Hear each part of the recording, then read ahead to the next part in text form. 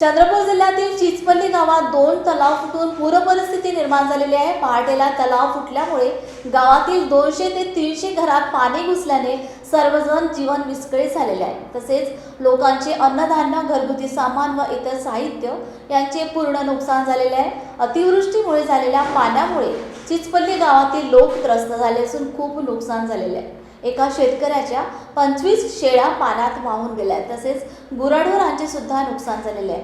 सदर परिस्थितीची माहिती मिळताच डॉक्टर गावतुरे यांनी गावात मोक्यावर जाऊन पाहणी केली, तसेच कायमस्वरूपी उपाययोजना कराव्या, गावातील लोकांना आवश्यक ती मदत त्वरित पोहोचवण्यासाठी प्रशासनाने दखल घ्यावी, तसेच झालेल्या नुकसानीचे पंचनामे करून शासनाने मदत करावी अशी मागणी केलेली आहे।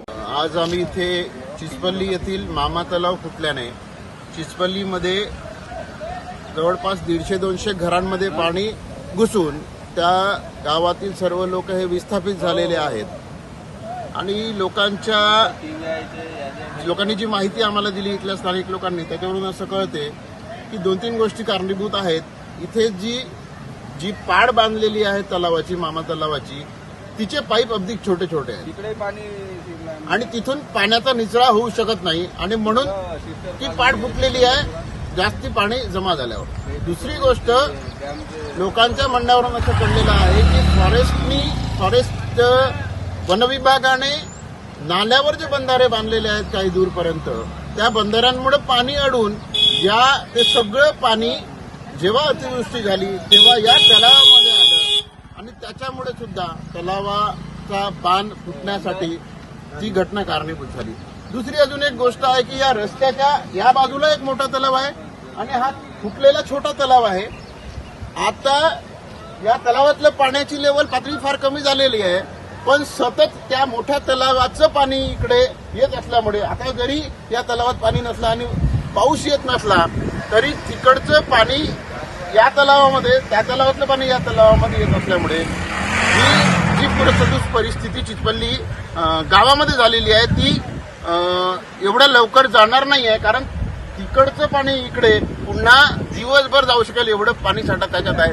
तर प्रशासनाने 2 गोष्टी कराव्या, एक तर मोठ्या तलावातलं पाणी छोट्या तलावात येऊ नये याच्यासाठी काहीतरी त्यांनी तिथे प्लेट्स टाकून म्हणा त्याला अडकाव करण्यासाठी काही व्यवस्था करावी अर्जंटमध्ये, आणि दुसरं जी तुटलेली पाड आहे तिची दुरुस्ती करावी आणि तिथे थोडे मोठे पाईप टाकावे।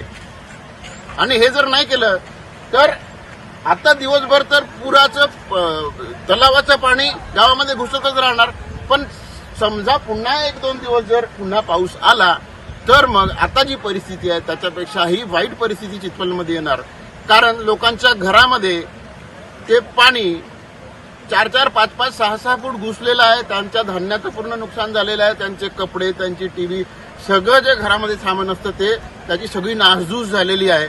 आणि येणाऱ्या काळामध्ये वॉटरबॉर्न डिसीजेस जे असतात, साथीचे रोग जे असतात, ते येण्याची खूप मोठी शक्यता नाकारता येत नाही। म्हणून प्रशासनाला विनंती आहे की जे पाण्याला अटकाव करण्यासाठी जी उपाययोजना लागते तात्काळ ती करावी, बंधारा ठीक करावा, 2 मोठ्या तलावाला पाणी छोट्या तलावात येणार नाही यासाठी तिथे प्लेट्स टाकाव्या पाडीवर, आणि फॉरेस्टने जे बंधारे बांधले असतील त्याचं योग्य नियोजन सुद्धा करावं। नाहीतर या गावच्या लोकांचं जे येणाऱ्या पावसाळ्यामध्ये जीवन आहे ते अतिशय वाईट परिस्थिती त्यांच्यावर येईल। म्हणून आम्ही प्रशासनाला विनंती करतो की त्यांनी या प्रश्नाचा कायमचा निपटारा करण्याच्या दृष्टीने, आज मला असं माहिती झालं की या बंधाऱ्यापर्यंत अजून कोणताच अधिकारी नाही आला, मध्ये पूर आहे म्हणून ते सगळे त्या बाजूनेच येऊन त्यांचे पंचनामे काय ते चालू आहेत, पण इथपर्यंत कोणी अजून अधिकारी आलेला आम्हाला दिसला नाही।